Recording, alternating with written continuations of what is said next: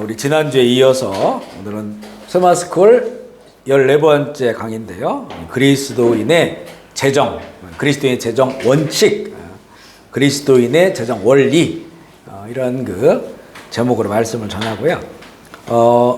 제가 준비한 이 참고 자료는 그리스도의 재정 원칙이라고 하는 그레드 힐과 얼피츠의 공저로 지어진 이 책을 참고해가지고 말씀을 전하고 있어요. 우리 지난번에 그리스도인의 재정 원칙 첫 번째 시간에는 만몬의 영을 인식하고 단절하라, 하나님께만 향하는 마음을 갖자, 이걸 전했고요. 두 번째는 참새 믿음을 가져라. 참새가 예수님께서 산상수훈에서 말씀하신 그런 그 참새, 하늘 나르는 참새, 그리고 들에 핀 꽃들, 이렇게 예화를 들은 것처럼 그들은 자기들이 뭐 수고하거나 뭐 애쓰거나 그렇지 않아도 다 하나님 먹고 그 생명을 주셨다고 하는 그런 그 기본적인 이런 믿음을 갖고 살아야 된다. 하나님은 나의 공급자다라고 하는 이런 항상 믿음의 바탕을 가지고 우리가 그 위에 이제는 또 우리의 재정의 집, 하나님 경제의 집을 저 나가는 것을 이야기했고요. 오늘은 세 번째, 네 번째, 다섯 번째 말씀인데 시간 되는 데까지 말씀을 전하고요. 오늘 그 세 번째는 11조예요. 11조. 올바른 11조. 11조가 뭐냐라고 하는 부분에 말씀을 나누고자 하는데, 우리가 교회 다니고 예수 믿으면 11조 드려야 한다, 뭐 이런 것들은 알고 있어요. 이게 도대체 11조는 우리의 어떤 돈 내지는 우리의 재물을 하나님께 구별하여 드리는 것인데, 이건 도대체 뭐냐, 우리에게 하나님께 어떤 의도를 가지고 우리에게 11조를 하나님께 드리라고 했느냐 라고 하는 것을 나누고자 하는데요. 만몬은 돈 그 자체를 섬기는 것이라고 지난주에 얘기했죠. 돈을 섬기는 자에게 돈의 용도는 가장 기본적인 게 사고 파는 거예요. 사고 팔므로써 자기의 어떤 그 이윤을 갖는 거죠. 그 이윤으로서 이제 자신의 어떤 삶을 더 풍요롭고 더 즐겁게 살아가려고 하는 이런 용도가 바로 돈의 그런 용도예요. 사상적인 돈의 용도죠. 근데 성도의 성경적 재정에는 이 돈의 용도는 우리에게 먼저 주신 이런 의미는 뭐냐면, 사고 파는 것이 아니고 이윤을 남기는 것이 아니고 이것을 주고 받고 심고 거두는 걸로 주셨다. 아멘이시죠? 따라 그 주고받고 심고 거둔다. 이 주고받고 심고 거두는 거에는 내 개인의 어떤 이윤을 먼저 생각하지 않는 거예요. 그런 용도로 우리에게 돈을 주신 것이다. 성경은 또 그렇게 우리에게 가르쳐주고 있다는 거죠. 그런 의미에서 돈의 첫 번째 용도는 심는 것인데, 주는 것, 심는 것인데, 그 가장 기본적인 씨앗이 뭐냐? 이게 바로 11조라는 거예요. 심는다고 하는 것은 거두기 위한 거잖아요. 거두려면 심는 건데, 그 가장 기본이 되는 것이 11조다. 그러니까 다른 용도로 하나님께서 나에게 주신 이 재정, 돈을 사용하기 전에 하나님께 속한 것을 하나님께 드리는, 이 하나님은 이것을 심는 거다라고 말씀을 하시거든요. 그게 바로 가장 기본이 되는 것이 11조다. 히브리어에는요, 이 11조를 메서라는 그런 단어를 쓰는데, 이 의미는 10%, 10%를 의미합니다. 그러니까 11조의 기본 개념은 뭐냐면, 내가 얻은 순수입이 있잖아요. 순수입의 10%를 드리는 거예요.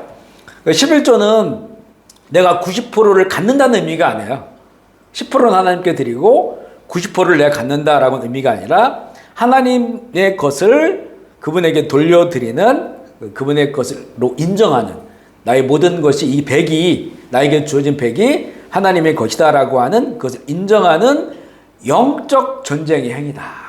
아멘이시죠? 이건 영적 전쟁의 행위예요. 왜냐하면 예수님 말씀한 것처럼 이 돈, 재물은 우리에게 만몬의 신이 될 수 있기 때문에, 우리의 신이 될 수 있고, 이거는 인간의 역사 처음부터 끝까지 계속해서 그 만몬의 우상, 만몬의 신이 세상을 지배해온 그런 역사 속에 우리가 살고 있단 말이죠. 그렇기 때문에 이거는 하나의 영적 전쟁이다. 하나님이 나에게 주신 순수입의 10분의 1을 구별하여서 하나님께 하나님께 드리는 이 행위는 이게 내가 이제 나는 만문의 신, 만문의 우상을 따르지 않는다라고 하는 그런 영적 전쟁의 행위라고 하는 것이죠. 만문의 영에게 나는 너를 섬기지 않아. 나는 이 사고 파는 것, 이것을 통해서 내가 잘 먹고 잘 살고 쾌락을 누리고 이렇게 세상적으로 사용하는 이 돈의 10%를 취해서 내 모든 재정의 주인이 되시는 하나님께 드린다 라고 하는 그런 이제 우리가 기본 신앙 고백, 또 영적 전쟁의 의미로 드리는 거예요. 사고 파는 만몬의 영에 의해서가 아니라 주고받는, 그리고 심고 거두는 하나님의 도구로 내 재정이 쓰임받고 있음을 인정하는 겁니다. 아멘이시죠? 이 앞에 이 서론이 굉장히 중요해요. 이것을 우리가 마음가운데 기본적으로 우리가 가지고 있고, 그리고 이제는 우리 자녀들에게 어렸을 때부터 이걸 잘 가르쳐야 됩니다. 잘 가르쳐서 내 인생 전체가 하나님의 것이고, 또 그것을 내가 인정하는 그런 믿음의 고백으로 나에게 주어진 그 순수입의 11조를 드리는 거예요. 이게 어렸을 때는 이게 드리기 쉬워요. 그렇죠? 용돈 10불 받아도 1불 드리는 거, 9라고 하는 숫자가 훨씬 많아 보이잖아요. 그런데 이게 나중에는 1000불이 되는데 100불을 드리려니까 100이라는 숫자도 엄청난 거거든요, 사실은요. 10,000불을 벌었는데 1000불을 드리려니까 1000불 나죠. 그러니까 점점 이게 안 되는 거예요, 결국에는. 그러면 이게 너무 커 보이는 거죠. 만도 크지만 그 9천을 내가 갖는다고 하는 거 엄청 큰데 이 남은 1000도 엄청난 거죠. 이게 점점 단위가 커지잖아요. 그러니까 이게 좀 어렸을 때부터 이런 신앙의 고백이 있지 않으면 처음부터 이거는 나의 것이 아니야. 이 10,000불, 이 1000불, 이 모든 것들이 하나님이 나에게 주신 것이야 라고 하는 믿음의 고백이 없으면 자유롭게 이걸 할 수가 없어요. 여기 메어져 버립니다. 고민되고 갈등하고 그렇게 되거든요. 그러면서 이제는 자꾸 우리가 만몬의 신을 향해서 나아가는 그런 삶이 되기 때문에 우리 지금도 마찬가지고요. 우리 자녀들을 이걸 잘 가르쳐야 되는 것이 중요하다고 하는 것이고, 11조를 어떻게 계산하냐. 신명기 14장 22절 볼게요. 시작. 너는 마땅히 매년 드릴 것이다. 당시에는 소상이라고 하는 게 이런 그 경제적 수익이라고 하는 것이 농사를 진다고 하는 거는 다 철이 있잖아요. 1년을 벼농사를 해서 한 번 거두는 게 있고, 캄보디아 같은 경우에는 물만 있으면 두세 번을 거둘 수 있어요. 포도 농사를 져서 1년에 한 번 거두는 거예요. 그러니까 그때 수입이 있을 때 그때 이제 그 11조를 드리고, 당시에는 이제는 이 농산물로 많이 드렸죠. 저희가 이제 아버님이 농촌에서 목회했다고 했잖아요. 저희 어릴 때만 봐도 이렇게 추수감사절 이때가 되면, 추수할 때가 되면 그 소들이 교회에 와요. 보면 이제 이렇게 저쪽 산이 있고 언덕이 있고, 언덕을 넘어서 그 언덕 밑에 산 밑에 교회가 있거든요. 저희 교회가 있는데 보면 저 언덕에 이렇게 주일날 소들이 와요. 뒤에 가마를 싣고 소들이 와서 이분들이 이제 그 농사를 져서 벼를 수확해 이걸 다 방앗간에 가가지고, 저희 장로님이 방앗간 했거든요. 그때 굉장히 바빠요. 방앗간에 다 탈곡을 하고 그걸 정비를 해서, 그래서 이제는 그걸 이제 쌀로 해서 가마니로 실어가지고 그분들이 가져오는 거예요. 그러니까 본인들이 이제 탈곡을 하면 얼마 몇 썰이 나오잖아요. 몇 자루가 나오냐. 거기에서 이제 10분의 1을 구별해가지고 그걸 하는 거예요. 나중에는 이게 이제 추곡 수매를 하면 팔면 돈이 나오잖아요. 나중에는 그걸 헌금으로 11조를 드리고 그랬는데, 우리 초기에는 그렇게, 그래서 이제 그분들이 그걸 또 들어가지고 가만히 교인들이나 청년들이나 젊은 사람들이 막 덩치 이런 분들이 있어요. 날마다 일하시는 분들이. 이분들이 그걸 다 매가지고 그 앞 강당에 싸놓는 거예요. 이렇게. 뭐 수북히 싸놔요. 그런 것들을 제가 보고 자랐거든요.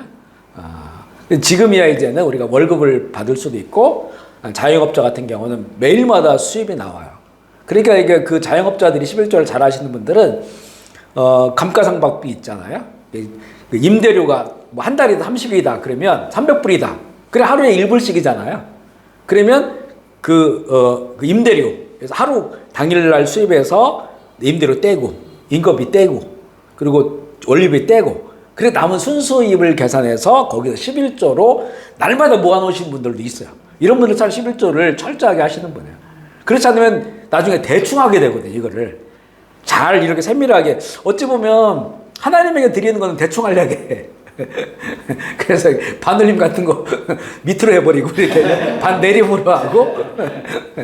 그래서 사실 이게 바뀌어야 되잖아요. 우리가 더 철저하게 계산을 해서 하나님께 먼저 드리고, 근데 이왕이면 거기에다가 좀 더 붙일 수도 있는 것이고, 그거는 이제는 개인의 어떤 신앙 고백에 따라서 하는 것인데, 이제 중요한 거는 11조는 나의 순수입을 드리는 거다. 이렇게 볼 수가 있고, 내 수입에서 11조를 드리는 거다.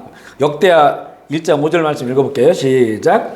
왕의 명령이 내리자 곧 이스라엘 자손이 기름과 꿀과 밭의 모든 소산의 첫 열매들을 드렸고, 또 모든 것을 11조를 많이 가져왔으며, 이렇게 이제 구약의 역사를 봐도요, 이게 신앙이 회복되고 이럴 때 참 이 자원해가지고 이 백성들이 11조를 참 잘 드렸어요. 여기 보면 꿀도 기름 짠 거, 꿀, 그 다음에 밭의 모든 소산, 야채, 채소 이런 것도 드렸다는 거잖아요.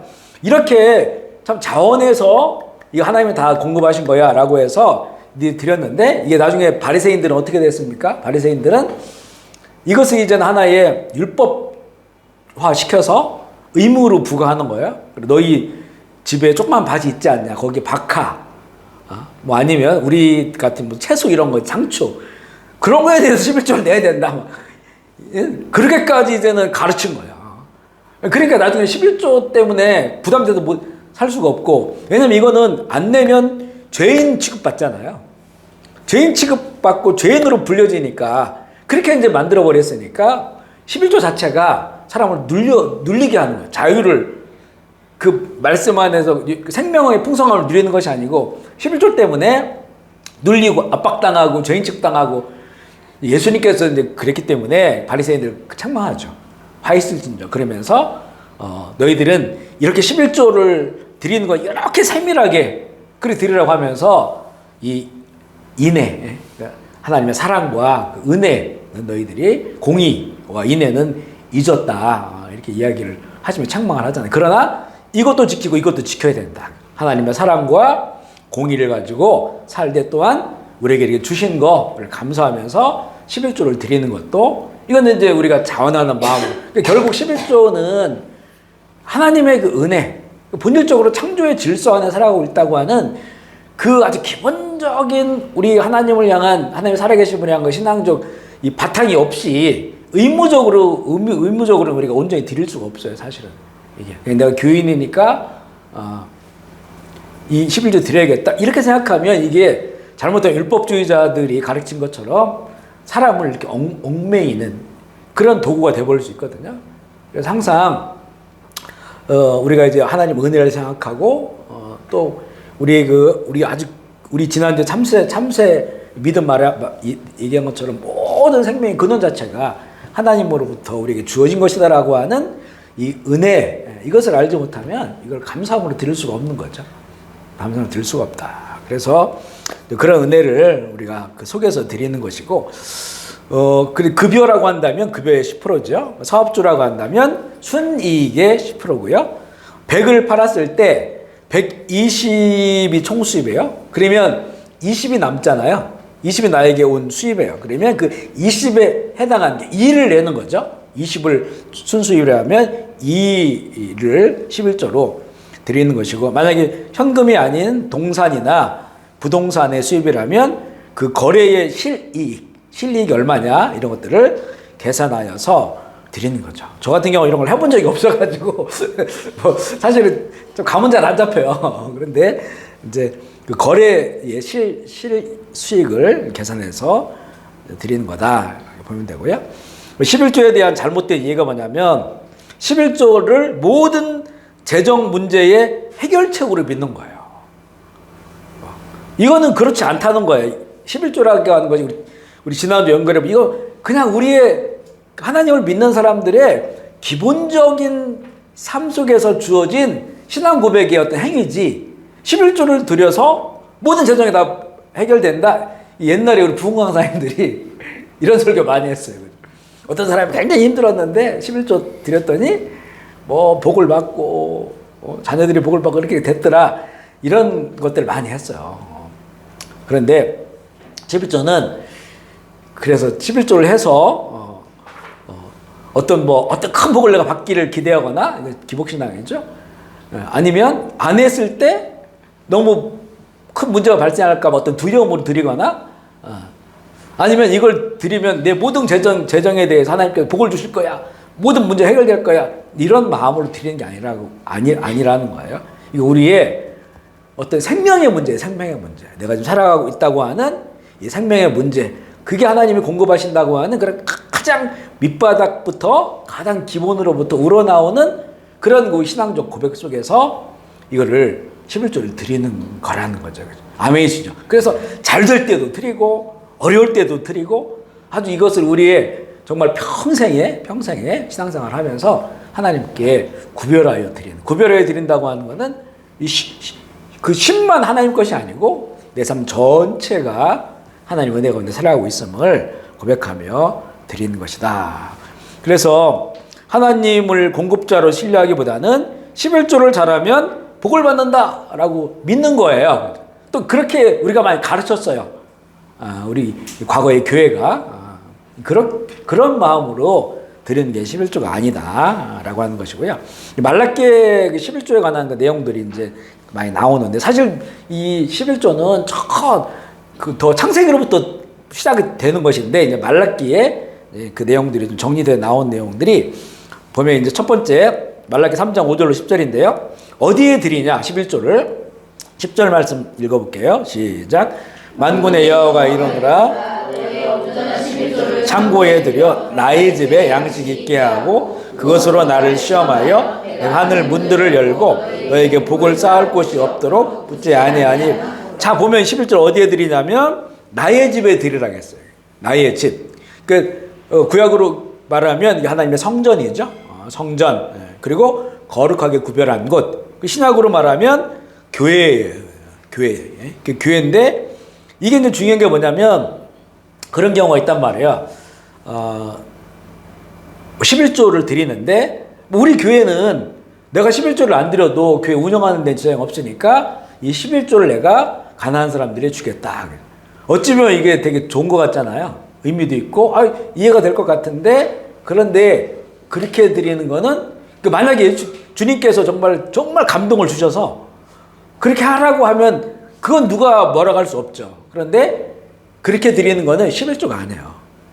왜냐하면 나의 집에다 드리라고 했잖아요. 나의 집에 드린다고 했을 때는 그것들이 모아져서 교회를 통해서 이게 사용되잖아요. 근데 이게 누가 드린지를 몰라요. 선교하는 일에 구제하는 일에 아니면 우리처럼 이제 풀타임으로 있는 전임자들을 위해서 이렇게 사용된단 말이에요. 그러니까 누가 드린지 모르겠는데 만약에 내가 어떤 가난한 사람들이 준다 그러면 그 사람은 내가 주는 거예요. 그게 하나님이 주는 게 아니고 네 11조를 내가 교회에다 안 드리고 또 가난한 사람 주고 아니면 다른 어디에 드린다 이러면 그 사람들은 주는 나를 바라보죠. 나를 바라보는 거예요. 내가 주는 거예요. 결국 이거는 하나님께 드려진 것이 아니에요. 이게 거기에서 내가 아무리 이게 주님이 주는 거다 하나님이 주는 거라고 해도 받는 사람은 나를 통해 받기 때문에 거기에 나라는 존재가 있어요. 11조는 그렇게 사용되는 것이 아니란 말이에요. 그렇게 드려지는 거 아니에요. 이 사람들은 눈에 보이는 나한테 고마워하고 나를 의지하게 되고 의존하게 된단 말이죠. 그러니까 그게 아무리 좋은 것이라 할지라도 하나님께서 그런 마음을 이번 11조는 누구에게 드리라 라고 정말 성령의 감동 주신다면 그건 그렇게 순종에 따라야 되겠지만 그냥 자기 생각에 내 마음 결정해서 그렇게 드리는 거는 11조의 이게 참된 모습이 아니라는 거죠. 그래서 11조는 창고에 드리고 하나님의 창고 하나님의 집에 드리는 거예요. 그러면 우리가 교회잖아요. 나를 알고 나를 돌봐주고 나를 위해 기도해주고 내가 어려울 때 나와 함께 할 수 있는 그런 신앙을 이끌어주는 그런 영적 권위를 맡은 사람들이 있는 그런 교회. 이게 쉽게 말하면 자기가 지금 출석하고 다니고 있는 그런 교회에다 11조 드리는 게 우선적으로 맞아요, 이게요. 그런데 그렇다고 해서 우리 이런 것들이 있어요. 우리가 선교지에 살다 보니까 그런 경우도 있거든요. 사실 뭐 저희도 이제 그런 상담을 받아본 적도 있는데, 뭐 어떤 분이 오셔가지고, 목사님 제가 이제 현지 교회 하나를 위해 기도하고 한 번씩 가는데, 11조를 거기다 드리면, 그건 교회잖아요. 또 거기 성도들도 알고 있고, 목회자도 알고 있고, 그 교회에 큰 힘이 될 것 같다. 왜냐하면 현지인들 뭐 헌금하는 게 500리알, 1000리알 옛날에 그랬거든요. 어른들이 그렇게 헌금을 드려요. 그럼 그거 가지고 교회가 어떻게 운영이 되겠어요? 교인이 많아도 뭐 이거 몇 불 안 나오는 거 일주일에. 근데 한국 분이 뭐 200~300불 11조를 드린다라고 생각해봐요. 큰 거잖아요. 그래서 이제 상담원 요청이 오셨어요. 그래서 저는 어쨌든 간에 교회를 이렇게 섬기고 있는 종이니까 그게 너무 감동이 되더라고요. 그 말씀이. 그래서 그렇게 하십시오. 그 현지 교회에다가 11조를 드리면 그 하나님께서 그거를 아주 아름다운 11조를 이렇게 받으실 것입니다. 그렇게 말씀드렸더니 이분이 또 한 주간 기도를 해보셨나 봐요. 그래가지고 결국에는 우리 교회도 11조 드리고 그 교회도 드리고 몇 년을 그렇게 하셨어요. 본인 양심상 도저히 이거는 안 되겠다 그래서 12조를 드리게 된 거죠. 그러나 그렇게 안 해도 이렇게 최소한 이렇게 저희가 상담을 하고 이랬을 때는 저희가 어떤 뭐 그런 이거 이래라 저래라 할 수 있는 권위는 아니지만 그 얘기를 들었을 때 기쁜 감동이 있었단 말이에요. 가슴이 막 따뜻해지는 거야. 그러니까 얼마든지 이 선교시라고 하는 특수한 상황 속에서 그 현지 교회를 위해서 그렇게 충분히 할 수도 있겠다. 그래 중요한 것은 이런 결정들이 뭐지 하나님 기도해보고 또 만약에 가능하다면 목회자와 상의도 하고 이렇게 한다면 우리가 어떠한 그런 어떤 문제 없이 그것을 11조를 좀 의미 있게 하나님께 드릴 수도 있다라고 하는 것이고 그런 이제 이렇게 어디에 드리냐 이거는 기본적으로는 내가 신앙생활을 하고 있는 나를 위해 기도해주는 그런 교회라고 하는 것을 기본적으로 우리가 알게 되고요. 그리고 언제 드리냐 언제 그런 받았을 때 이것도 중요해. 받았을 때 왜냐하면 이제 일단 받자마자 드려야지 이게 이제 가지고 있으면 뭔가 갑자기 급한 일이 있어서 내가 받은 게 먼저 써야 되는 게 있단 말이에요. 그 11조를 구별해 놓지 못했는데 먼저 쓰게 되면 그러니까 이제 어떻게 되냐면 그 11조라고 하는 그 남겨놓은 그 액수가 나에게 필요한 그 달에 필요한 것이 될 수도 있고 그렇게 되면 아까울 수도 있고 그리고 어떤 때는 그걸 다른 일 때문에 써버릴 수도 있어요. 그럼 그 다음에 더 내려고 하면 이건 더 힘들어. 그렇게 된다는. 그리고 이제는 하나님께 드리는 것도 보면 11조가 가장 우선되어야 된다고 했잖아요. 쓰고 남은 걸 드리는 거냐. 하나님께 먼저 드리고 쓰느냐. 이거는 답이 나오잖아요. 그죠?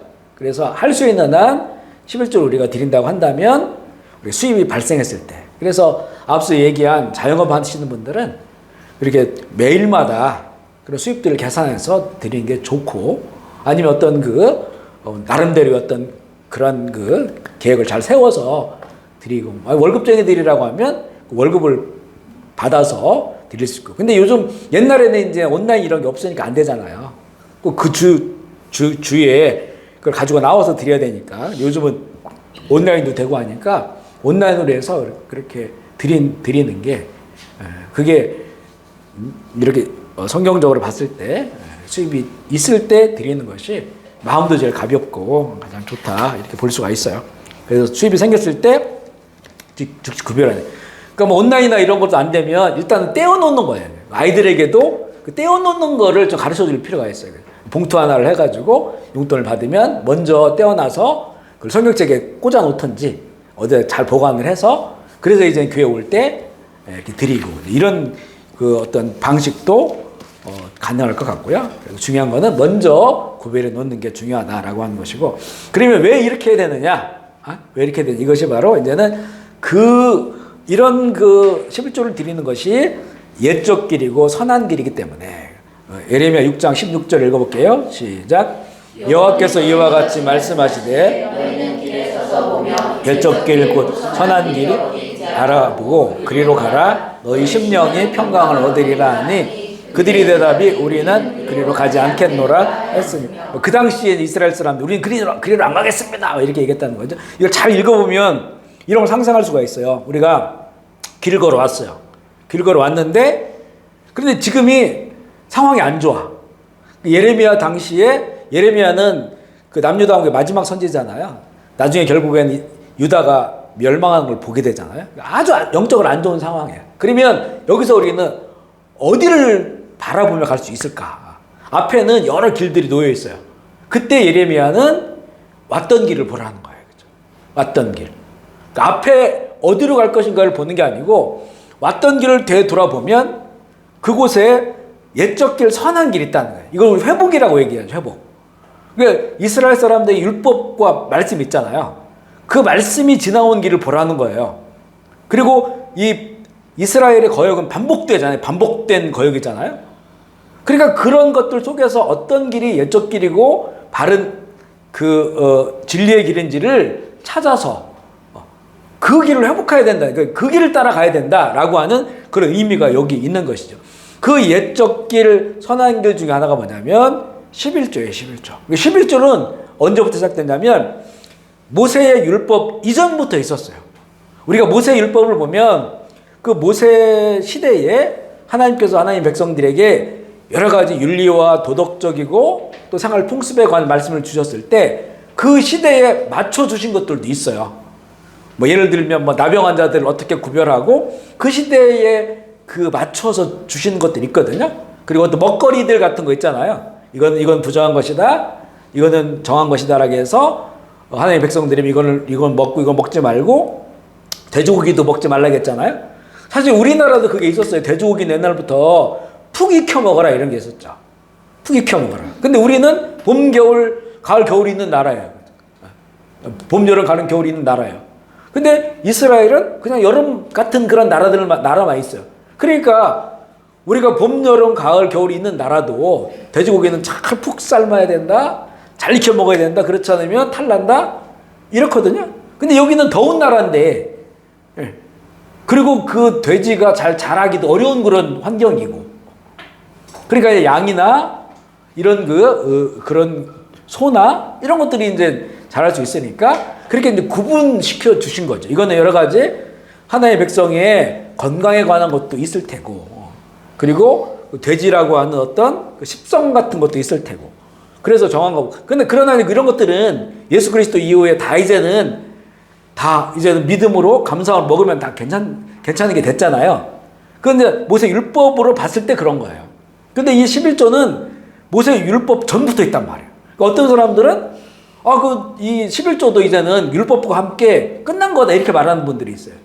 근데 이 11조는 율법 이전부터 존재를 했어요. 이거는 아브라함의 믿음의 조상 그리고 그 전으로 가면 아벨 가인의 동생 아벨 때부터 드렸단 말이죠. 그러니까 이거는 이제는 율법 안에가 아니라 율법보다 더 깊은 그러니까 안식일 같은 경우에는 이 예수 그리스도의 이 땅 가운데 오셔서 그 율법이 완성됐지만 지금도 안식일을 지키잖아요. 우리는 그것을 주일날 안식일 의미를 가지고 지키잖아요. 왜냐하면 하나님께서 6일 동안 일하시고 7일 때 쉬셨으니까. 그러니까 이거는 율법 안에 있는 게 아니고 율법 전부터 옛적 길, 선한 길로 하나님의 창조 질서 안에 있었던 거예요. 안식일이.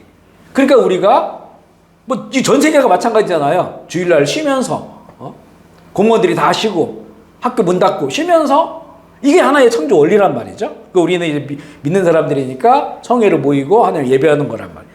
11주가 그것과 같다는 거예요. 한번 읽어볼게요. 히브리서 7장 4절 6절입니다. 시작. 이 사람이 얼마나 높은가를 생각해 보라. 조상 아브라함도 주었느니라. 레위 아들들 가운데 제사장의 직분을 난 자라도 자기의 형제인 백성에게 10분의 1을 취하라는 명령을 받았으나 레위 족보에 들어가지 아니한 멜리세게는 아브라함에게서 10분의 1을 취하고 약속을 받은 그를 위하여 복을 빌었다. 그러니까 아브라함은 모세보다도 수백 년 전 사람이잖아요. 이 아브라함이 당시에 이제 메소포타미아 이 왕들 연합군이 이 가나안 땅을 침공하잖아요. 그래서 이 가나안 땅에 있는 그 여러 성들을 점령하고 거기에서 사람들을 붙잡아가고 또 다 약탈해 갔단 말이죠. 그때 이제 아브라함의 조카 롯도 함께 잡혀갔어요. 그러니까 아브라함은 국가가 아니잖아요. 한 그 족장인데 이 하나님이 복을 주셔서 굉장히 많은 양떼를 가지고 있으니까 종들이 많아요. 그리고 그거를 방어하기 위해서 훈련된 사람들이 있었어요. 300여 명의 훈련된 그런 그 사설 뭐라고 할까요? 군대 같은 게 있었단 말이죠.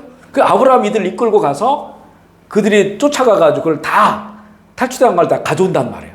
다 가져오고 붙잡힌 사람들을 다 그들을 다 살려서 다 데리고 온단 말이죠. 그러고 났는데 딱 왔더니 어디서 알 수가 없는 분이 나타나요. 멜기세덱이라고 하는 성경에 보면 하늘의 대제사장이 땅으로 내려온 거예요. 그게 이제 아브라함의 이런 선한 일들을 축복하기 위해서 온 거죠. 그랬을 때 이 아브라함이 이 자기가 탈취한 것 중에서 11조를 구별해서 멜기세덱에게 대제사장에게 드려요. 그 대제사장이 아브라함을 축복해요. 그 나머지는 자기가 갖는 게 아니고 빼앗긴 사람들에게 다 나눠줘요. 그러니까 그런 일들이 일어나요. 근데 멜기세덱이 대제사장이라고 하는 건 나중에 모세 율법에서부터 시작되는 거잖아요. 모세 형 아론의 자손이 대제사장인데 그 수백 년 전에 대제사장, 그러니까 이분은 밑도 끝도 없는 분이에요. 히브리에서 그렇게 나와요. 그러니까 이분이 하늘의 대제사장이다라고 이야기하고, 그래 예수님은 원래는 레위 지파의 아론의 후손이 대제사장이 돼야 되는데 예수님 유다 지파잖아요. 그 예수님이 무슨 대제사장 역할을 하실 수 있느냐, 유다 지파가. 그랬을 때 히브리서는 그걸 얘기하죠. 그분은 이렇게 모세 이후에 시작된 이런 그 아론의 율법에 따라서 제사장이 아니고 멜기세덱의 하늘에서 오신 그 대제사장의 줄기를 이으신 분이다, 이렇게 히브리서는 설명을 하는 거예요. 그때 이제는 이 아브라함이 11조를 드려요. 11조라고 한 개념이 없으면 드릴 수가 없잖아요. 아브라함에게 11조라는 개념이 있었는데 그건 바로 또 이제 아담의 자녀죠. 아담의 자녀 아벨이 하나님께 드렸다는 거예요. 창세기 28장 20절 말씀 읽어볼게요. 이거는 이제 먼저 야곱 이야기죠. 28장 22절 시작. 내가 기둥으로 세운 이 돌이 하나님의 집이 될 것이요 하나님께서 내게 주신 모든 것을 10분의 1을 내가 반드시 하나님께 드리겠나이다 하였다. 자, 이건 야곱의 고백이죠. 야곱이 에서가 자기를 죽이려고 하니까 집을 나가서 저 하란으로 가는 그 길 중에 광야에서 그렇게 이제는 한밤을 지새울 때 하늘이 열리고 사다리가 내려오고 하나님 사다리 오르나를 하잖아요. 베델이지, 베델. 거기에서 이제는 체험을 하고 나서 서원을 해요. 내가 지금 이렇게 아무것도 없이 이 길을 가는데 나중에 하나님께도 복을 주셔서 나를 이렇게 온전하게 하시면 내가 그 하나님 주신 거에 11조를 내가 드리겠습니다 라고 한다는 말이에요. 그러니까 이 야곱에게도 분명히 11조의 개념이 있었던 거죠. 그리고 이제 아브라함에게도 있어서 멜기세덱에게 드렸고, 근데 우리가 창세기 보면 그 가인과 아벨이 수확했을 때에 자기 소산의 수확했을 때 11조라는 말은 안 나오는데 자기 소산물을 드렸다 해서 하나님께. 근데 이게 이제는 관용어로 내가 나의 수입이 있을 때 소산물이 있을 때 그걸 드린다라고 하는 이 단어가 관용어로는 그게 11조라는 말이에요. 그러니까 이 가인과 아벨도 자기가 수입을 얻었고 11조를 들은 거예요. 그러니까 결국 이거는 아담과 하와 때부터 이 아담은 어떤 일을 하거나 수입을 얻거나 이런 게 아니잖아요. 그냥 하나님께서 주신 그 세상 가운데 그것을 누리며 살았던 거잖아요. 그죠? 그걸 관리하고 다스리고. 근데 인간이 범죄하여서 하나님을 떠났을 때 그러고 나서 일을 하게 되니까 수확이 생기잖아요. 일을 하지 않으면 먹고 살 수 없고 일을 해야 수확이 생기는데 그때부터 가인과 아벨 일에서 수확이 생긴 것에서부터 이들은 이걸 구분해서 하나님께 드리는 그런 개념이 있었다는 거죠. 그리고 이거 흘러서 이제는 믿음의 조상 아브라함에게 왔고 야곱도 11조를 이렇게 드리게 됐고 율법 수백 년 이전부터 이렇게 진행되어 왔다는 거죠. 그래서 이 11조는 율법 아래에 있는 것이 아니고 하나님의 창조의 질서, 창조의 그 현장, 그때부터 하나님께 드린. 왜냐하면 사람이 범죄했으니까 하나님을 떠나고 하나님을 잃어버리잖아요. 이렇게 살면 그 사람은 불행하고 그 정말 저주 속에 살아갈 수밖에 없는 그런 사람이 되는데, 그렇기 때문에 이제는 내가 일하고 땀 흘려서 얻는 그 소산물, 이것이 하나님께서 베풀어 주신 것이 아니면 우리가 살 수 없다고 하는 그런 고백을 담아서 하나님께 예물로 11조로 드리게 되었음을 알게 됩니다. 그래서 11조는 이렇게 옛 언약, 선한 길, 으로부터 우리까지 온 그런 그 내용이다 볼 수가 있고요. 네 번째, 11조에 또 다른 목적이 있어요. 11조는 한 개인이나 가정의 어떤 재정적인 두려움에서 우리를 구하는 것이고, 11조는 하나님께서 나의 공급자라고 하는 믿음, 참새 믿음을 우리가 이제 신앙적으로 고백하는 그런 그 행위라고 이야기를 했습니다. 이 11조를 드린다고 하는 것은 여유 있어 드리는 것이 아니고, 11조 속에서 우리의 모든 재정의 주인 되어 주시는, 우리의 또 먹고 사는 모든 것에 주인 되어 주시는 하나님을 인정하고 고백한다고 하는 그런 그 신앙적인 어떤 그런 그 고백과 신앙적인 깊은 뿌리가 그 안에 있는 거죠. 그렇기 때문에 우리가 이것을 11조를 드릴 때 우리가 세상에 살아가는 것에 대한 재정적 불안함이라든가 재정적 두려움 같은 것들을 오히려 이 11조를 하나님께 드리면서 우리가 안정감을 가질 수 있는, 하나님은 나의 공급자다, 나의 주인이다 라고 하는 것을 우리 경험할 수 있는 것이죠. 아멘이십니까? 그래서 우리가 11조를 구별할 때 꼭 이런 감사가 필요한 것 같아요. 그죠? 형식적으로 드리지 말고 우리가 11조를 월급쟁이들 매달 드리게 될 거 아니겠어요? 그럴 때마다 나의 모든 공급자가 하나님이시라고 하는 것. 그리고 앞서 우리가 읽었던 만몬의 신에게 나는 네가 나의 주인이 될 수 없다. 나의 영원한 공급자는 하나님이시야 라고 선포하면서 감사하면서 드리는 그런 자세들이 좋을 것 같고요. 그래서 다섯 번째에 보면 11조를 드릴 때 영적 자세가 나오죠. 그러니까 바른 믿음으로 드려야 된다. 공급자의 것을 돌려드리는 그런 그 마음이 필요하고요. 하나님은 11조 하는 그 행위에 관심이 있을까? 11조를 하는 사람에게 관심이 있을까? 무엇일까요? 그 사람에 관심이 있겠죠. 하나님께서 우리가 드리는 그 돈이 하나님 그 필요해서 뭐 강제로 빼앗아가고 그런 아니잖아요. 그렇죠? 온 우주 만물. 우리가 아마 평생 11조 드려도 나중에 우리가 천국에 가잖아요.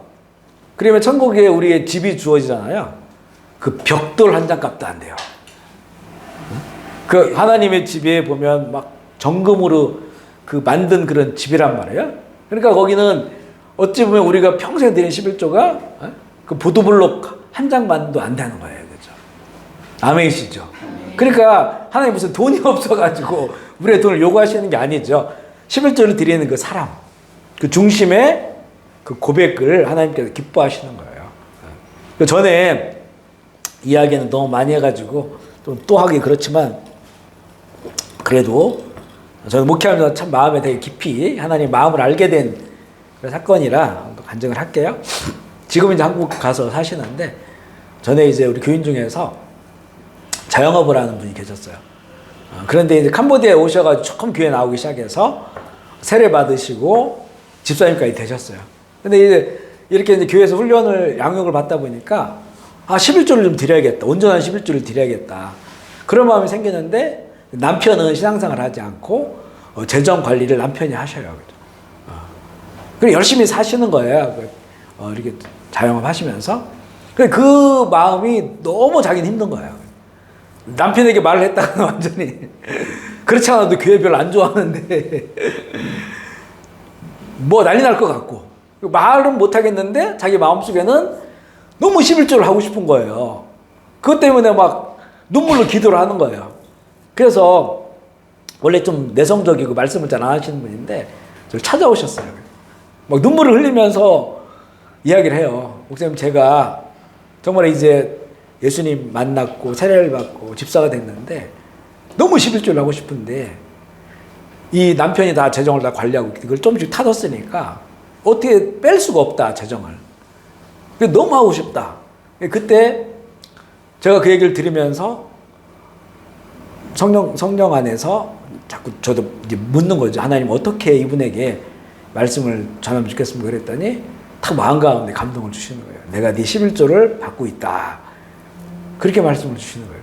저도 굉장히 마음에 감동이 있었어요. 집사님이 지금 드리는 11조를 하나님 받고 계십니다.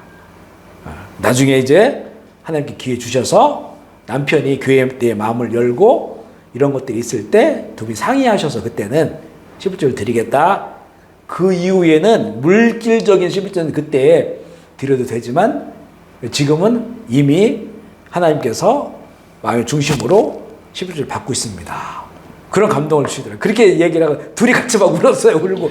저도 그때 야, 하나님은 정말 11조라고 하는 그 어떤 물질적인 행위보다도 11조를 드리는 사람의 그 중심을 보시는구나.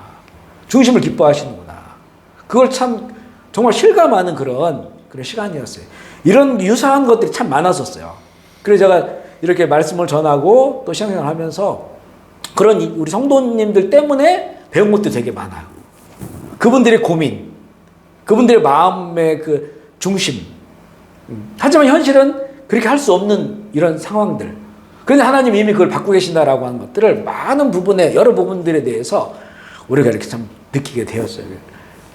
그렇지만 또 이거를 우리 인간은 교묘하게 또 바꿔서 그것도 하나님 아시잖아요. 그렇죠? 그래서 난 안 드려도 돼. 이렇게 하는 사람들이 있단 말이에요. 그런 마음들 아신다는 거예요. 하나님 우리 중심을 보신다. 아멘이시죠? 물리적 행위까지 연결되지 않더라도 하나님 중심을 보시고 하나님 그 마음을 받으신다.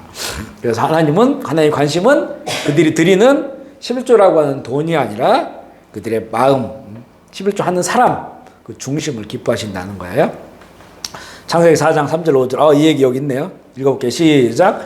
세월이 지난 후에 가인은 땅의 소산으로 제물을 삼아 여호와께 드렸고 아벨은 자기의 양의 첫새끼와 그 기름으로 드렸더니 여호와께서 아벨과 그의 제물을 받으셨으니 가인과 그의 제물은 받지 않으시니라. 가인이 몹시 분하여 안색이 자, 그러면 여기서는 왜 하나님이 가인의 것을 안 받았고 아벨의 걸 받았나 이게 나오질 않아요. 히브리서에 나옵니다. 11장 4절 읽어볼게요. 시작.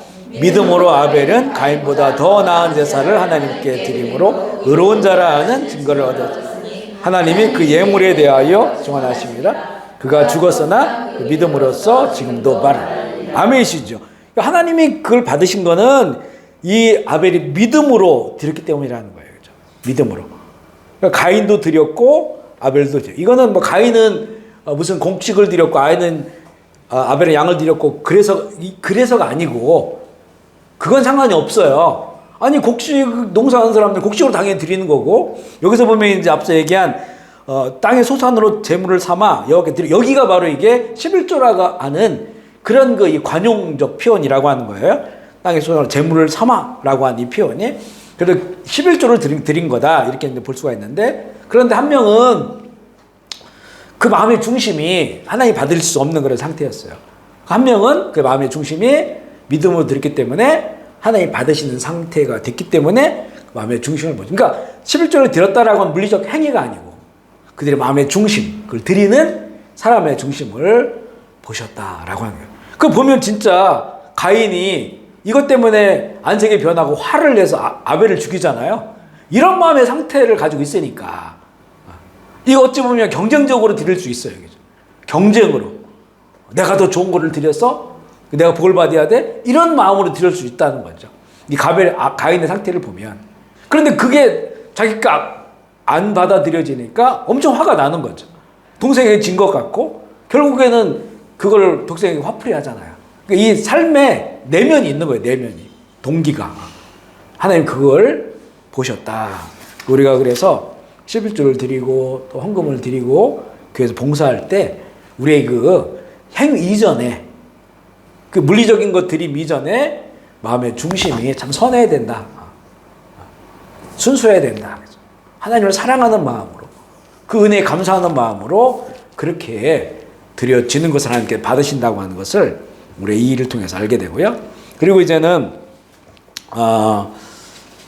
첫 번째가 바른 믿음으로 드리는 거고, 두 번째는 거룩함으로. 그래서 거룩함은 일반된 것과 반대되는 개념이에요. 그죠? 그러니까 거룩한 것은 거룩한 방식으로 구별하여 관리해야 된다고 하는 것이죠. 내 재정에, 내가 사용한 돈에 거룩한 영역이 있다고 하는 것을 알아야 돼. 일반적인 그런 돈이 아니고, 세상적인 그런 의미가 아니고, 내가 쓰는 재정 안에 하나님이 받으시고 하나님이 기뻐하시는 거룩한 것이 있다고 하는 그런 그 마음을 가지고 또 그것을 구별하여서 거룩하게 하나님께 드리자라고 하는 것이고요. 어떤 자세를 가지고 우리 11조 드리냐라고 했을 때, 신명기 26장에는 보면 이제 하나님이 하신 일을 인정하고 경배와 찬양을 드리는 그런 마음의 자세를 얘기하고요. 우리 26장 8절 9절 말씀 읽어보겠습니다. 시작. 여호와께서 강한 손과 편팔과 큰 위엄과 이적과 기사로 우리를 애굽에서 인도하여 내시고 이곳으로 인도하사 이 땅 곧 적과 꿀이 땅을 주셨나이다. 이런 마음, 하나님 하신 일들을 우리가 예를 들어서 매달마다 11조를 드린다. 그러면 우리 한 달 동안에 우리의 삶 가운데 하나님이 하신 일들을 인정하는 거예요. 보통 우리가 헌금을 드릴 때 여기까지 마음이 가지 않을 때가 있어요. 매주마다 헌금을 드릴 때 우리가 드린 헌금에 감사의 의미를 많이 담고 헌금을 드리잖아요.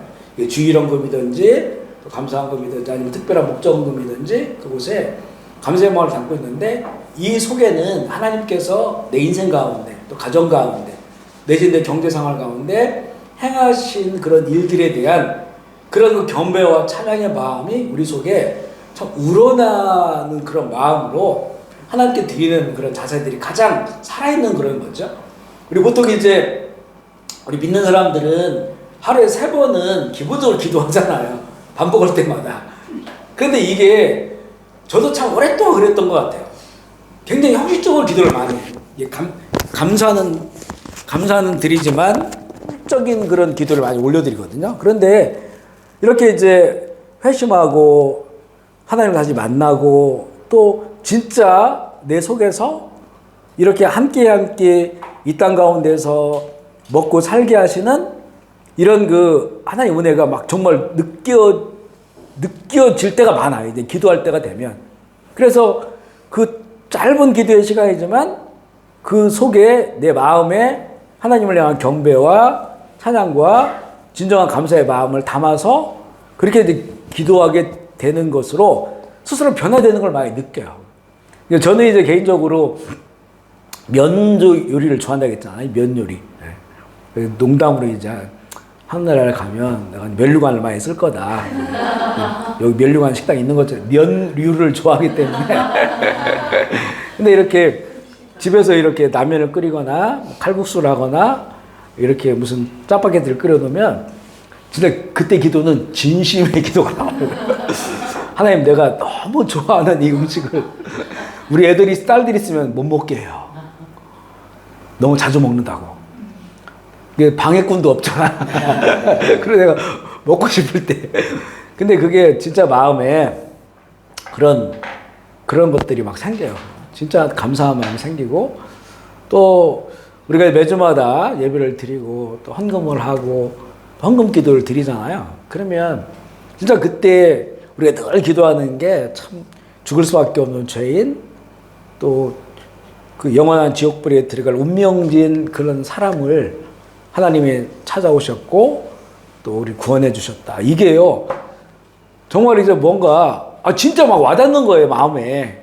이렇게 늘 기도하는데도 왜 이렇게 새로울까? 왜 이렇게 와닿을까? 그러니까 이게 속에서 그냥 찬양과 경배가 되고, 저도 이제 목사하고 선교사하고 하는데 전에는 하나님 헌금을 드리거나 11조를 드릴 때도 솔직히 아까운 마음도 있을 때도 많았었어요. 야, 이걸 내가 쓰면 더 적절하게 또 좋은 데 쓸 수 있을 텐데, 그런 마음이 아주 있거든요. 그런데 어느 순간부터는 어떤 마음이 생기냐면 하나님께 그냥 너무 드리고 싶은 마음이 더 커지는 거예요. 그것을 더 못 드리는 것에 대한 아쉬운 마음을 가지고, 그래서 마음속에 정말 하나님 날 이렇게 살게 하시고 이렇게 먹게 하시고 또 이렇게 누리게 하신 이런 것들을 생각해 보면 너무 이게 너무 감사하고 너무 큰 거예요. 그러니까 그런 마음으로 하나님께 드리니까 이게 마음속으로도 구별이 되고 그리고 더 드리고자 하는 그런 마음들이 그냥 있고 드려도 아까운 마음이 하나도 없고 하나도 없고 진짜 감사한 마음들이 있고 또 이렇게 성도들이 또 그런 마음으로 하나님께 드리는 그런 것들을 보면 이분들은 이렇게 드리면 어떻게 살까? 잘 그런 마음이 생기거든요. 근데 그런 속에서도 하나님께 감사함으로 기쁨으로 드리는 걸 보면 참 그런 얼마나 이렇게 하나님 그걸 기뻐하실까라고 하는 이런 것들이 참 마음속에 이렇게 막 우러나오고 자원하는. 그래서 이제 전에 보면 어떤 이제 교회를 걱정하신 분들이 목사님이 좀 주일 설교할 때 이렇게 11조를 좀 많이 드려라. 헌금을 많이 드려라. 교회가 일요일에 많이 하는데 부족할 때가 많으니까 드려라. 이렇게 좀 강조 좀 하시면 좋지 않겠냐 이렇게 말씀하시더라고요. 그런데 그것보다 제 개인의 경험을 봐도 하나님의 은혜를 이야기하고 예수 그리스도의 복음을 전하는 것이 훨씬 더 낫다는 거예요. 왜냐하면 하나님 예수 그리스도의 복음을 정말 받아들이고 거기에 감사하고 감격하고 하나님 주님을 만나고 거듭난 사람들은 이런 거 얘기할 필요가 없어요. 그냥 11조가 아니라 그냥 자기 인생을 다 드리고 싶은 것이고 내가 살아가는 모든 걸 다 드리고 싶은 그런 마음이 있거든요. 그 속에서 드리는 거니까 굉장히 자원하는 마음으로 자발적으로 드리는 거죠. 하지만 이 11조 이런 방식은 알아야 되니까 우리가 이렇게 서마스쿨을 통해서 이것을 이제 가르치는 이런 내용들을 하지만 더 기본적이고 더 중요한 것은 바로 예수 그리스도의 순수한 복음 가운데 있을 때 그런 마음으로 하나님께 드리고 싶은 마음이 생기고 그리고 하나님께 드릴 때 정말 하나님께서 받으시고 의미 있는 거다. 그래서 기쁨과 즐거움으로 드리고요. 또 이제 마음과 뜻을 다하였는데 우리 신명기 26장 16절입니다. 시작. 오늘 내 하나님 여호와께서 이 규례와 법도를 행하라고 그런즉 너는 마음을 다하고 뜻을 다하며 지켜 행하라. 그렇죠? 우리의 신앙에 아주 그냥 내가 마음을 다하고 뜻을 다하지 못한다고 했을 때는 자꾸 우리를 돌아보아야 돼요. 우리 마음에 하나님을 향한 그런 정말 마음의 중심으로 드리지 못하고 있다면 예배도 마찬가지고 우리 신앙생활도 마찬가지고 봉사도 마찬가지고 그러지 못하고 있다면 이거 나의 문제가 있는 거기 때문에 나를 돌아볼 수 있는 중요한 기준이 되고요. 또 이제 공급자이심을 인정하고 말씀을 따라 살겠다는 그런 결단의 자세가 필요하고 17절 18절 읽어볼게요. 시작. 내가 오늘 여호와를 내 하나님으로 인정하고 그의 규례와 명령과 법도를 지키며 그의 소리를 들으라. 여호와께서도 내게 말씀하신 대로 오늘 너를 그를 보배로운 백성이 되게 하시고 그의 모든 명령을 지키라 확인하였느라. 아멘. 그래서 공급자이심을 인정하면서 말씀을 따라 살겠다는 결단의 자세로 이렇게 구별하여 드리는 것이고 그러면 하나님께서 19절 읽어볼게요. 시작. 그런즉 여호와께서 너를 그 지으신 모든 민족 위에 뛰어나게 하사 찬송과 명예와 영광으로 삼으시고 그 말씀하신 대로 너를 내 하나님 여호와의 성민이 되게 하시고 결국 이렇게 하나님이 기본적으로 베풀어 주신 은혜에 감사하고 또 그 중심의 마음으로 하나님께 드렸을 때 하나님께서는 더 풍성한 생명으로 인도하신다고 하는 그런 약속을 주시는 거죠. 결국 이 약속 때문에가 아니고 약속이 필요한 것은 우리가 타락했기 때문에 그래요. 우리의 마음이 늘 하나님을 향하여 그렇게 온전하지 아니하고 바르지 아니하고 전심으로 주님을 바라보지 못하니까 그러니까 하나님께 약속을 주시는 거죠. 이렇게 너희들이 감사하는 마음을 기쁨으로 하나님께 드리면 하나님 받으시고 너희들이 더 풍성한 생명을 인도하실 것이라고 하는 이런 그 약속을 주시는 거예요. 그래서 우리가 하나님께 드리는 모든 것들이 다 그곳에 약속이 있어요. 약속. 이 약속이 우리의 드리는 조건은 아니에요.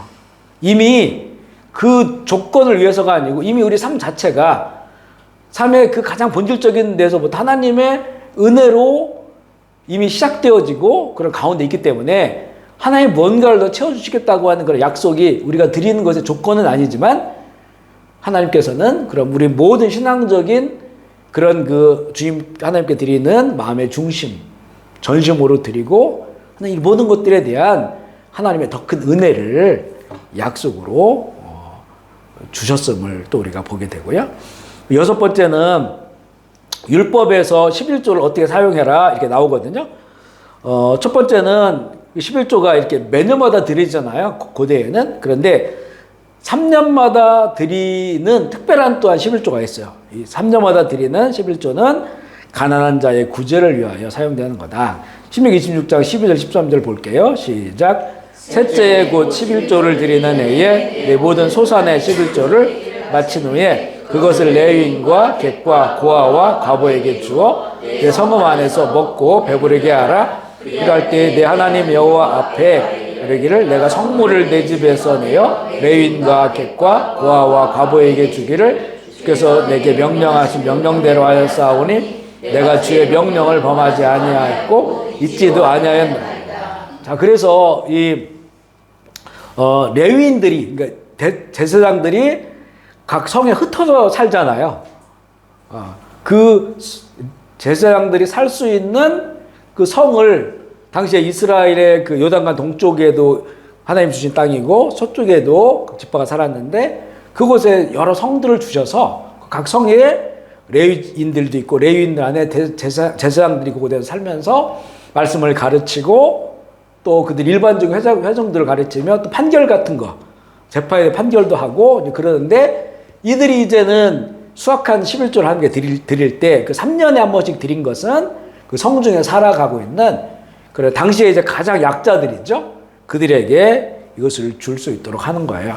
교회가 보면 교회의 그 어떤 헌금 수입의 거의 60% 거의 이상이 11조예요.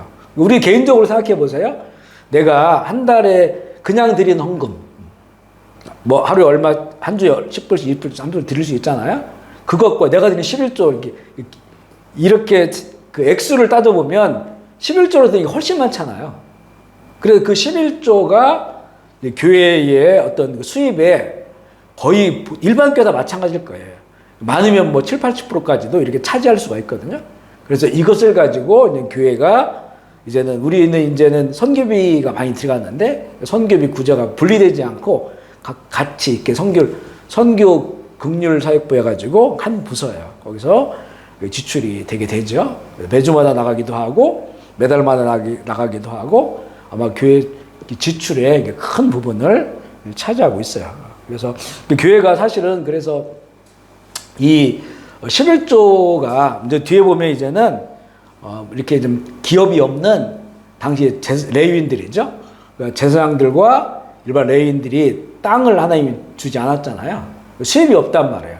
전적으로 교회를 감당하는 사람들이니까 그들의 생계를 대해야 되니까 이것도 굉장히 많은 지출이죠. 그러니까 이 11조가 사용되는 그 사용의 그 자리가 크게는 두 군데예요. 하나는 하나님의 일을 전적으로 감당하는 그런 종들을 위해서 또 하나는 선교하고 구제하는 그런 일들을 위해서 사용되는 거죠. 그런데 보면 이 교회들이 물론 그 재정의 그 크기에 따라 완전히 달라질 수가 있어요. 달라지겠지만 그래도 교회가 이 선교를 위하여 쓰는 그 재정들, 구제와 선교를 위해 쓰는 그런 재정들이 이렇게 좀 어찌 보면 교회의 지출 가운데 많은 부분을 차지해야 되는데 왜냐하면 그 용도 자체가 그렇게 돼 있으니까. 그런데 이게 보면 너무 이제 우리가 볼 때 너무 적은 거예요. 선교 구제를 향해서 쓰는 교회들이 물론 그런 교회들이 있어요. 전주에 있는 그 안디옥 교회라고 하는 게 저도 부목사 때 2번인가 탐방을 했었는데 깡통교회. 옛날 그 미군들이 쓴 경납고 그 비행기를 넣어놓은 그 경납고를 그걸 갖다가 교회를 건축을 한 거예요. 그러니까 교인들이 많아지면 경납고 또 하나 붙여. 그러니까 교인들이 한 4,000명 되는데 목사님이 안 보여요. 길게 돼 있으니까. 경납고 그 크기로만 돼 있으니까요. 그러니까 깡통교회, 전주에서 유명한 교회죠. 안 믿는 분들도 되게 자랑스럽게 생각하는 교회인데, 그러면 이제 목사님 안 보이니까 옛날 그 텔레비전 있잖아요. 뒤에 막 브라운관 이만한 거. 그거를 곳곳마다 다 설치해가지고 무슨 좋은 모니터도 아니고 산 것도 아니에요. 다 기증받아가지고 그걸로 해가지고 이제 보는 거예요, 화면으로. 그 교회 차도 없어. 그 교회 건물 말고는 그 부속 건물이 쬐깐해요. 식당도 없어. 그 교회에서 지원해주는 것도 없어. 그렇게 해야 그 교회가 매달마다 60% 넘게 전 세계에 그 선교비를 보내는 거예요. 전 세계에. 그러니까 이게 이렇게 그런 교회들이, 그죠? 참 귀한 교회들이에요. 교회가 선교 구제로 10%만 쓰기도 힘들어요. 10%를 쓰기도. 굉장히 힘듭니다. 크면 클수록 더 마찬가지예요. 저희도 보면 이제 많이 할 때는 한 30% 정도 하고, 또 보통 20% 이상은 결산해보면, 우리 그렇게 해야겠다라고 한 건 아닌데 하다 보니까 항상 이제 보면 20% 이상, 30% 가까이 이렇게 선교 구제입으로 사용을 하고 있는데, 우리는 또 그런데 또 학생들도 많잖아요. 또 여기는 교통수단이 안 되니까 아이들 데리고 오야 되니까 다 안전하게. 또 그 차가 필요하고, 차 운행해야 되죠. 또 기사들 필요하죠.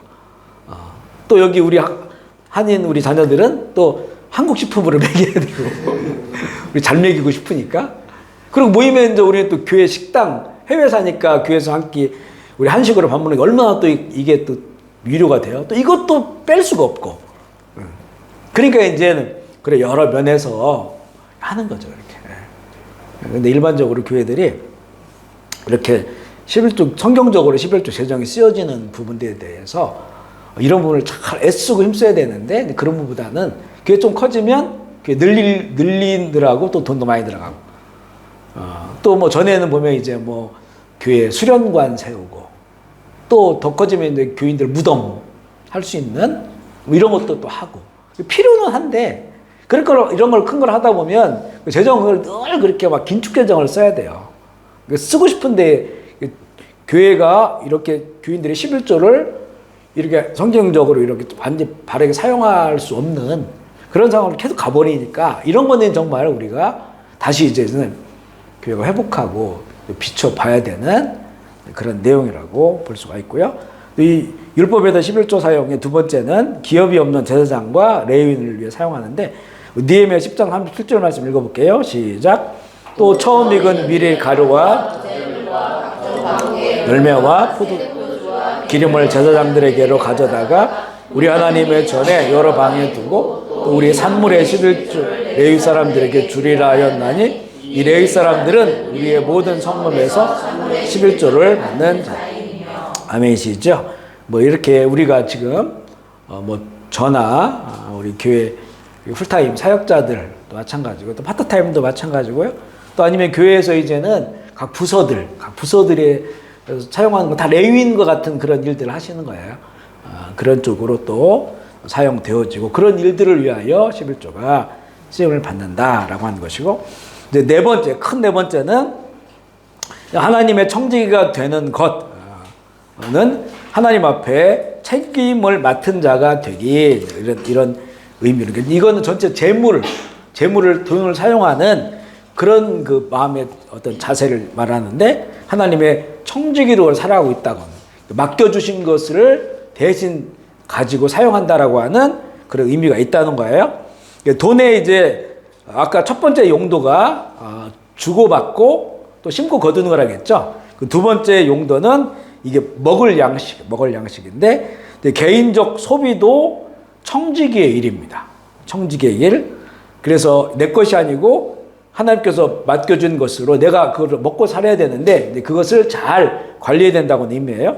만몬의 영은 거대한 필요 감각을 만들어내며 소비 성향으로 사회를 몰아가고 있는데, 그러니까 갖고 싶은 것은 지금 가져야만 하는 것과 안 돼라고 말하지 못하는 그런 무능력이 합세한다면, 만몬이 부는 피리의 장단을 맞추는 많은 사람이 빚의 멍에에 묶이게 되고, 치명적 상황에 이르게 된다. 그래서 우리가 이제 하나님께서 이 모든 재정을 나에게 맡겨주신 것이라고 한다면 내가 이것을 먹는 양식으로 사용하는 것도 정말 이제 정말 필요한 거냐.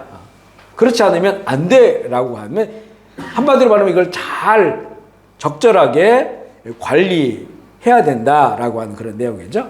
주님 앞에서 돈을 맡은 청지기로 돈의 노예가 되는 것이 아니고 돈을 우리의 노예로 만들어야 된다. 지난주에 나눈 말씀이에요.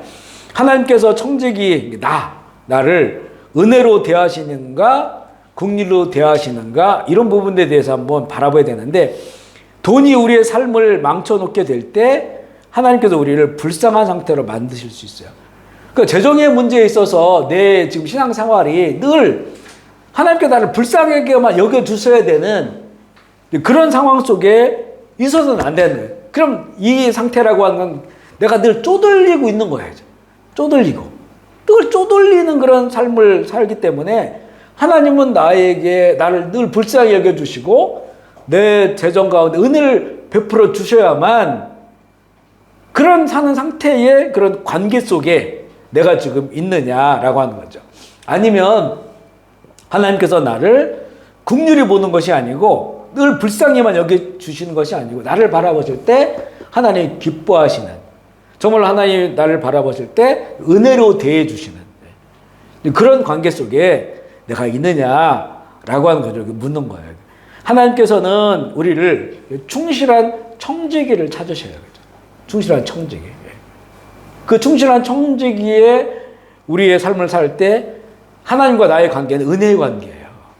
그런데 내가 충실하지 못해서 하나님께서 맡겨놓으시는 것을 잘 관리하지 못하면 늘 불쌍히 여겨주셔야만 내가 살 수 있는 그런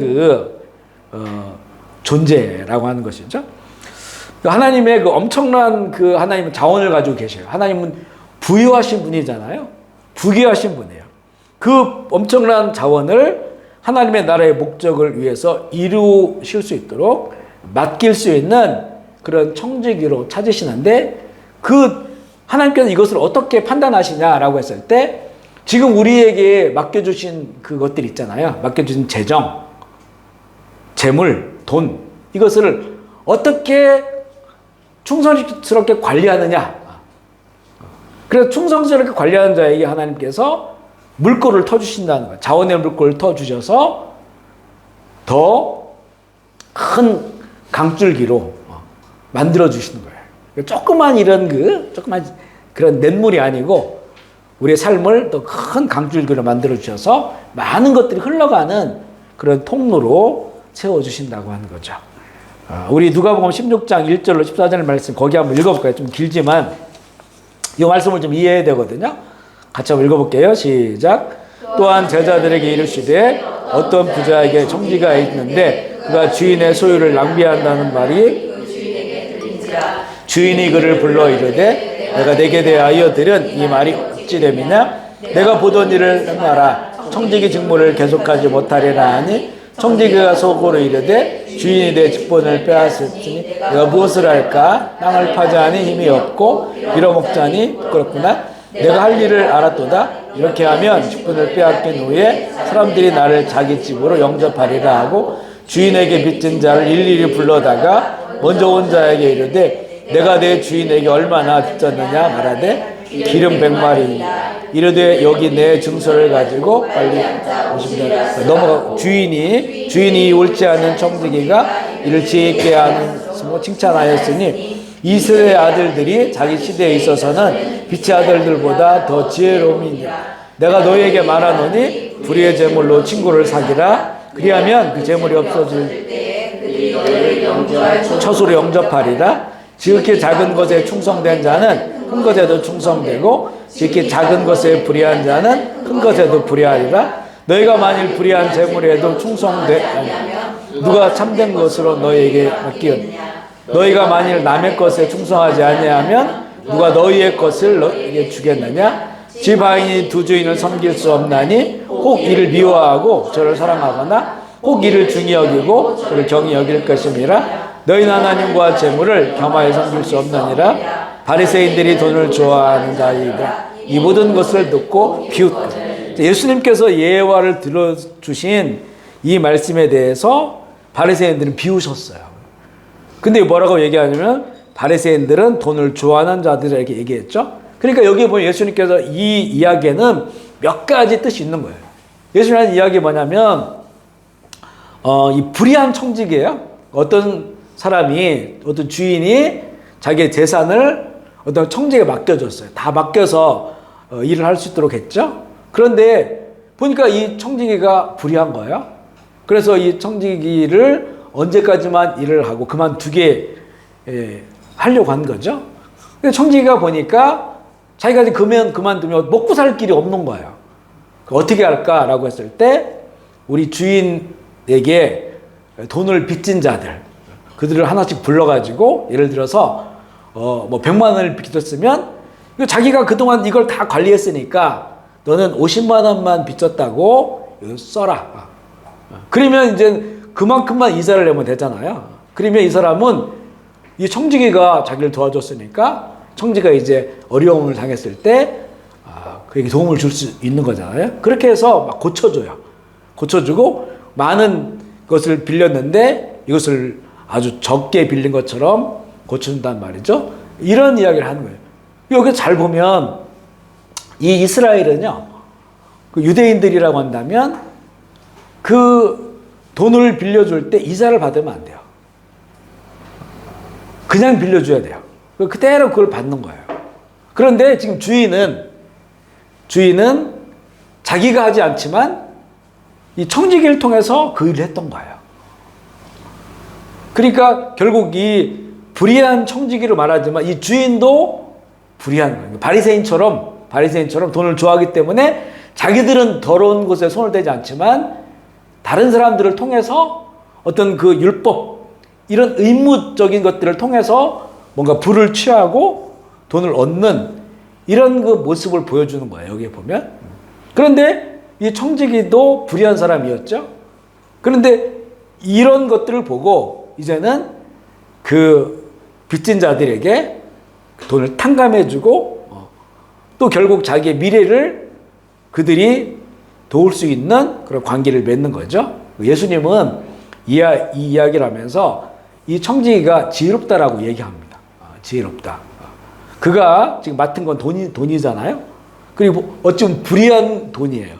이 불의한 돈을 가지고 그것을 지혜롭게 해결을 함으로써 자기의 미래를 잘 준비하는, 오히려 예수님께서는 칭찬하는. 그래서 우리 하나님의 자녀들이 바로 이 불의한 재물을 가지고 친구를 삼아라 이렇게 얘기하는 거예요. 결국은 이런 얘기는 뭐냐면 우리 그 세상에 돈이 하는 일들이 있잖아요. 돈이 하는 일들, 경제적인 것들이 얼마든지 이것은 불의한 것일 수 있어요. 우리 그동안 나눈 것처럼. 그렇지만 또 그것을 나에게 맡겨주셨을 때 그것을 지혜롭게 잘 관리하는 자가 결국엔 이 자신의 미래를 잘 준비하는 자처럼 말씀을 하시고, 또 하나는 이 얘기를 하시면서 뒷부분에 뭐냐면 이 작은 것, 너에게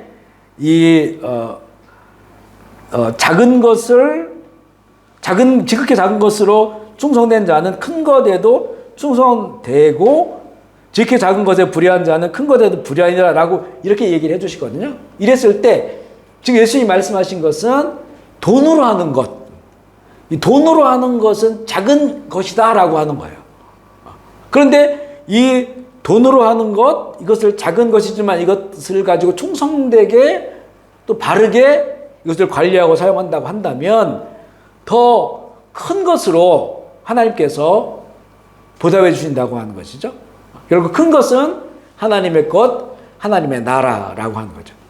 우리가 사실 사용하고 있는 재물, 우리가 쓰고 있는 돈, 이건 결국 세상 속에서 쓰는 거잖아요. 세상 속에 다 쓰는 거예요. 얼마든지 악이 될 수 있는 것들을 가지고 우리가 쓸 수 있는 거죠.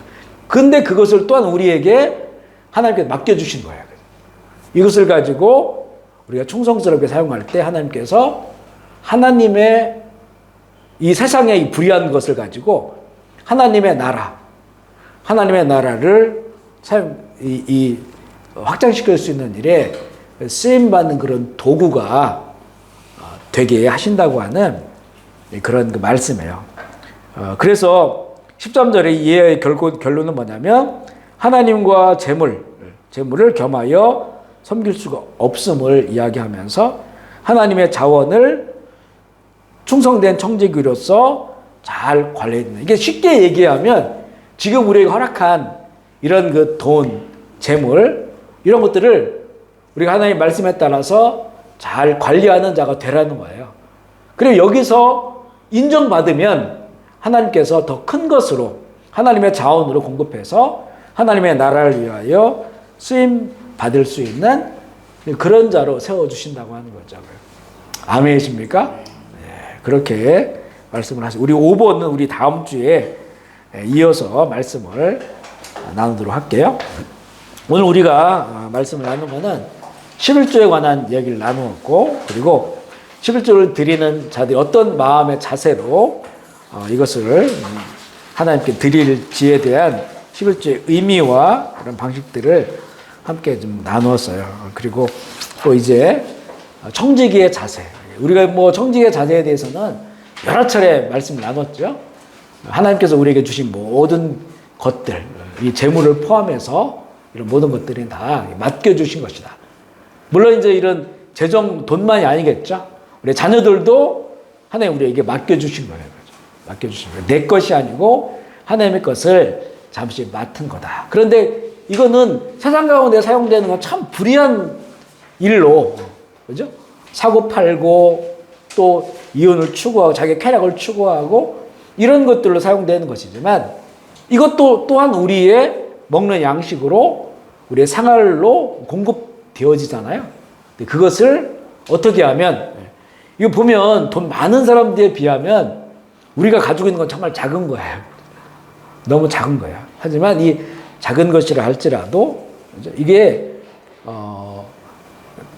내가 먹고 사는 것을 위하여 또 나를 위하여 또 나의 쾌락을 위하여 또 나의 만족을 위하여 사용되는 거냐 아니면 기본적인 것을 잘 관리해서 하나님이 원하시는 심는 곳에 또 주는 곳에 또 드리는 곳에 이렇게 사용되느냐라고 하는 그런 이야기예요. 이것을 우리가 맡겨주신 하나님의 뜻에 맞게 잘 관리해서 비록 작더라 할지라도 그러니까 우리가 잘 사용을 하면 하나님께서 그를 의롭다고 인정하시는 거죠. 우리의 기업을 의롭다 인정하시고 우리의 재정 생활을 의롭다 인정하셔서 거기에 자원의 물꼬를 트시는 거예요. 하나님이 가지고 계신 거는 엄청나게 많은 거잖아요. 자연 물꼬를 트고. 저 같은 경우에도 보면 캄보디아에 왔을 때는 재정 규모가 굉장히 작았어요. 우리 뭐 생계를 위해서 우리 자녀들의 어떤 교육을 위해서 한 달을 살아가는 이런 부분들에 대한 어떤 아주 기본적인 그런 것도 채워지지 않았던 아주 작은 것이었거든요. 우리가 보통 이제 선교국에서 한가정 선교사를 나간다고 했을 때 동남아시아 어느 나라는 한 달에 기본적으로 이 정도는 후원을 받아야 됩니다. 파송교회에서도 얼마를 지원해 줘야 되고 또 몇 개 후원교회에서 이렇게 해서 이만큼은 채워져야 됩니다. 라고 해서 그 서류가 갖춰져야 되거든요. 그런데 이제는 저희가 처음에 나올 때는 뭐 절반 정도도 안 되는 그런 상태로 우리 5 식구잖아요. 캄보디아에 왔단 말이에요. 왔는데 그 조그만 것이었지만 하여튼 여러 가지 시험도 있고 어려움도 있었지만 그것을 하여튼 거듭난 사람으로서 하나님 앞에서 신앙적 양심에 꺼리끼지 않게 물론 완벽하진 않았겠지만 할 수 있는 난 그렇게 이제는 그것을 사용하고자 했던 그런 시간도 있었거든요. 이 얘기를 하면 정말 눈물 나는 일이 참 많아요. 그런데 이런 시간들이 지나면서 이제 지금 이런 시간들이 왔단 말이에요. 그래서 지금은 보면 하여튼 저희 교회가 이렇게 1년에 결산을 해보면 어떤 기업에 비해서는 작겠지만 기업의 결산하고는 다른 건 우리는 이거 보면 모두가 다 수입이에요. 그냥 순수입. 교회의 수입은. 무슨 뭐가 나가는 게 거의 없잖아요. 일반 기업에 비하면. 거의 다 이게 수입이 그 목적에 따라 사용되는 거예요. 근데 이게 지금은 어쨌든 간에 20만 불도 넘고 어떤 데 30만 불까지 간 적도 있었고 이런 것들을 지금 저는 이제 교회를 어쨌든 행정의 대표니까 그걸 결제하고 또 어떻게 사용할까 이런 것들이 이제 방향을 잡고 이렇게 하고 있잖아요. 어쨌든 간에 개인으로 봤을 때는 이 재정 규모가 정말 옛날에는 코딱지만한 이런 재정 규모고 내 먹고 살기도 어려운 건 재정 규모였었는데 지금은 이런 그 우리 교회와 함께 하는 선교적으로 또 구제하고 이런 것들에 대해서 너무 많이 커진 거예요. 그죠? 물론 더 크고도 하는데 너무 많겠지만 그리고 또 이것뿐만 아니고 제 개인적으로도 또 어떤 분들을 통해서 어떤 통로가 되는 거죠. 통로가 되어서 흘려보내주는 이런 것까지 합해보면 이건 뭐 옛날에 비하면 상상할 수 없을 정도로 많은 것들이 하나님 자원을 공급해 주고 있는. 그래서 저는 이제 막 다 지나면 다 잃어버리지만 이런 것들이 어떤 하나님께서 필요한 곳에 공급하는 그런 조그만 작은 통로가 되었다고 하는 부분들에 대해서 이런 변화된 것들을 보면 참 너무 감사해요. 근데 이런 시작들은 뭐냐면 나에게 정말 주어진 그 작은 것들, 이 작은 것들로부터 하나님의 뜻을 알고 하나님의 나라에 맞게 잘 관리하고 낭비하지 않고 그것을 잘 사용하고 그게 믿을 만한 통로가 돼야 되잖아요. 깨끗한 통로가 돼야 그것이 그대로 흘러가지 중간에 사고가 나버리면 이러면 이제는 그 온전한 통로가 안 되니까 하나님께서 주시는 것이 오히려 줄어들죠. 줄어들게 되는 거죠. 사실 이거는 액수의 크기는 아니에요. 크기는 아니고 정말 뭐라 할까요? 그 어떤 그 깨끗함의 농도라고 할까요? 어떤 영적인 부분이 더 크다고 볼 수가 있어요. 물질적인 크기를 떠나서 그 의미, 가치가 얼마나 그렇게 흘러가서 그걸 복되게 하느냐라고 하는 그런 의미로 봤을 때 저는 개인적으로 그런 부분에 참 감사하고 우리가 앞으로 얼마나 더 이런 통로가 될 수 있을지 모르겠지만 우리는 내가 무엇을 했는지 금방금방 잊어보고 잘 모르겠어요. 하지만 그동안 쭉 살아왔던 시간들을 보면 하나님께서는 정말 상상할 수 없을 정도의 그런 귀한 것들을 부족한 사람을 통해서 흘러가게 하시고 그래서 그 가운데 복되게 하신 것들을 참 많이 경험하게 됩니다. 경험하게 돼요. 근데 이 모든 것들은 다 우리 각자 한 사람 한 사람에게 또 하나님께서 그렇게 보고 계시는 거예요. 그죠? 통로라고 하는 거는 철저하게 내 청지기라고 하는 그 의식이 있는 거죠. 청지기. 대신 맡아주신 것이다. 라고 하는, 맡겨주신 것이다. 라고 하는 그런 의미가 있다는 거예요. 그런 속에서 우리가 하나님께 11조를 드리는 것이고 또 모든 재정상화를 할 수 있는 그런 근본이 됨을 알게 됩니다. 아멘이시죠? 아멘. 그래서 하나님의 그런 좋은 그런 자원이 공급되어지는 그런 그 좋은 물줄기가 되시기를 주의 이름으로 축복합니다. 우리 시간 말씀 생각하시면서 주의 이름으로 통성을 한번 기도하시겠습니다. 하나님 아버지 감사합니다. 오늘 그리스도인의 재정 생활로 함께 말씀을 나누었습니다. 하나님 우리에게 주신 것, 우리의 모든 생명의 근원과 본질이 하나님의 창조의 질서 안에 있음을, 창조의 은혜 안에 있음을 우리가 알고 또 우리에게 주신 것들을 먼저 하나님께 구별해 드릴 수 있는 그런 마음을 허락하여 주셔서 우리의 남은 모든 인생의 시간들 또 우리의 자녀들에게도 잘 교육하고 양육하여서 하나님께 정말 아름다운 11조를 드릴 수 있는 제 자녀들 되게 하여 주시옵소서. 또한 주님 우리에게 허락하신 것 비록 그 규모가 작다 할지라도 이것을 우리에게 주신 하나님 은혜에 감사하고 또 맡겨주신 것임을 알고 잘 분별하고 구분하여서 하나님이 기뻐하시는 곳에 심고 또 거두게 하시고 또 나눠주고 많은 사람들에게 복이 될 수 있도록 잘 흘러가는 우리 통로가 되고 또 충성스러운 청지기들이 다 되게 하여 주시옵소서. 지금은 비록 작은 것들을 흘려보내지만 하나님께서 하나님이 주시는 그 무궁무진한 그 자원을 큰 강물로 흘려 보낼 수 있는 그런 물줄기들이 되게 하여 주시옵소서. 오늘도 귀한 처소 허락하시니 감사합니다. 이 기업이 하나님께서 의롭다 인정하는 기업이 되게 하셔서 또 하나님의 그 자원이 흘러가게 하여 주시고 이곳에서 함께 일하는 모든 일꾼들이 사랑하며 행복하며 또 더 잘 양육되고 훈련되어져서 하나님께서 기뻐하시고 아름답게 사용하시는 그런 귀한 기업 되게 하여 주시옵소서. 우리 푸른빛 제일교회에도 우리 성도들이 또 우리 어린아이들이 자녀들이 하나님께 드려지는 것들이 정말로 새지 않게 하여 주시고 또 헛된 곳에 쓰이지 않게 주님 도와주시고 하나님 나라의 의미 있는 곳에 하나님 나라를 위하여 아름답게 사용될 수 있도록 우리들에게 지혜 주시고 함께하여 주옵소서. 그렇게 하나님의 나라를 위하여 공급되고 또 쓰임받을 때 우리 모든 성도들의 가정마다 주께서 더 은혜 베풀어 주시고 더 복을 주시고 또 더 많은 것들을 공급하여 주셔서 풍성한 삶 살아갈 수 있도록 주 인도하여 주시옵소서. 감사를 드리며 우리 구주에서 그리스도의 이름으로 기도합니다.